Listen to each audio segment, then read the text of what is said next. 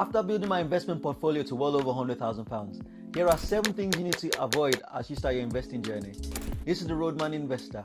I've spent the last 3.5 years building my portfolio from zero to well over £100,000. The last one is an absolute shocker, so make sure you don't miss it. First thing to avoid, buying into the hype.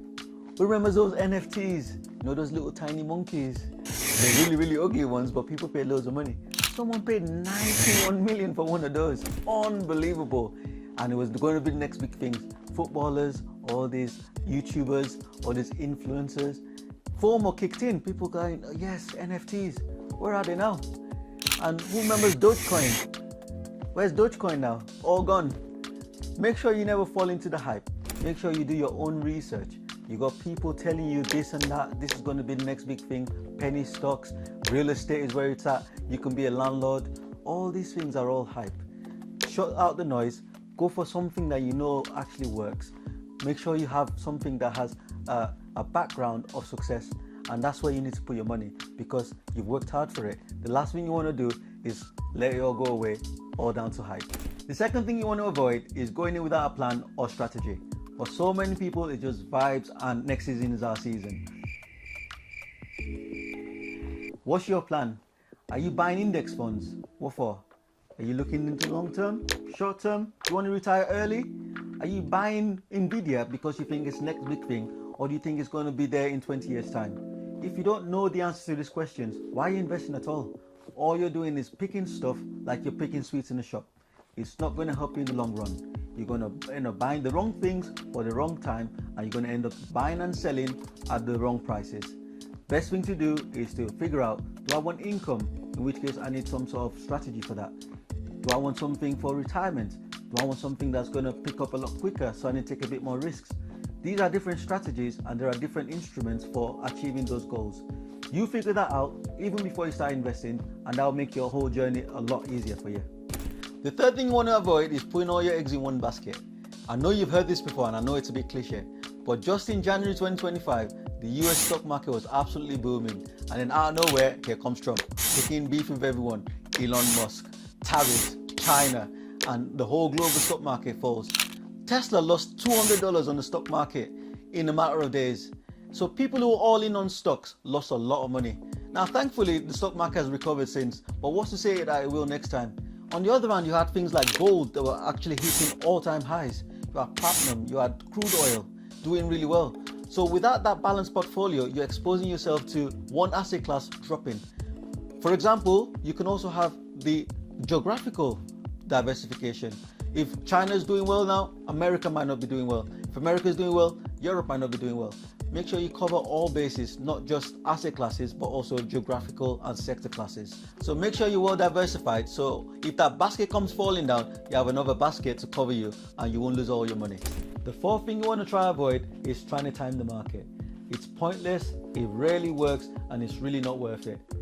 Time the market involves you trying to figure out the best time to put it in, the best time to put the money out. You can imagine you trying to figure out when to buy low and sell high. It sounds good on paper, but unless you got a crystal ball, it rarely works. The legendary investor Warren Buffett even warns against this, so it's pointless trying to do it. Imagine if you put £1,000 in the market back in 1980. By 2024, you'd have had over £30,000 in your bank account. However, if you'd missed just the 10 best investing days within that period, you'd have less than half of that. And that's what the power of compounding does. Rather than trying to time the market, the best thing is to leave the money in the market. Let it spend time in the market instead.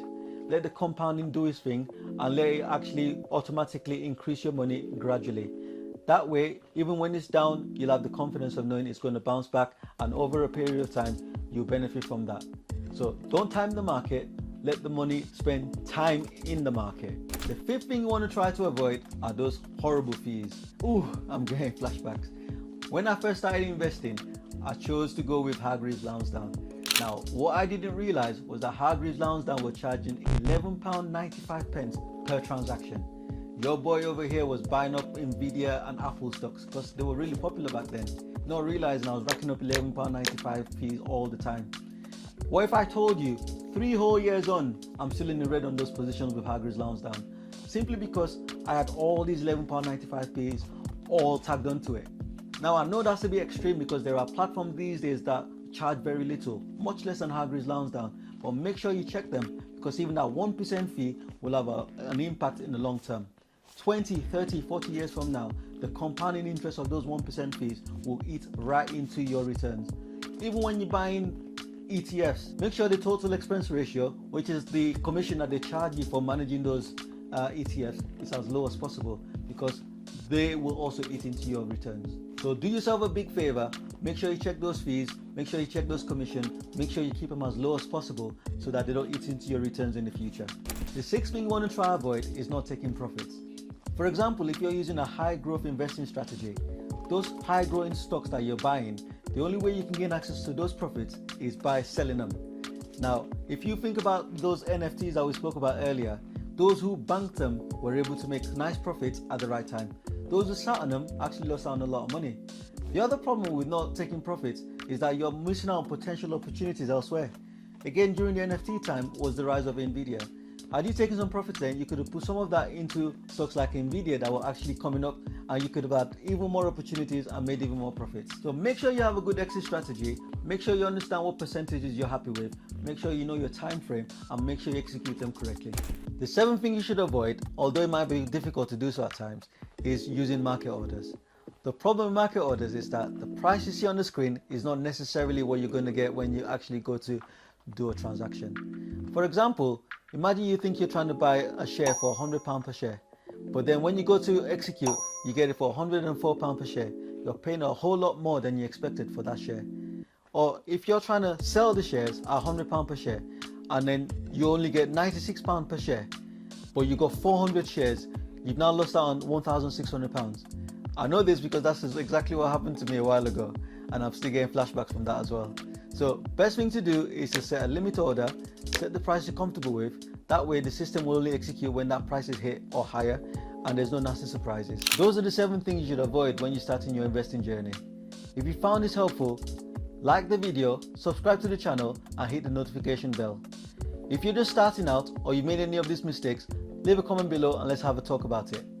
It's Roadman Investor.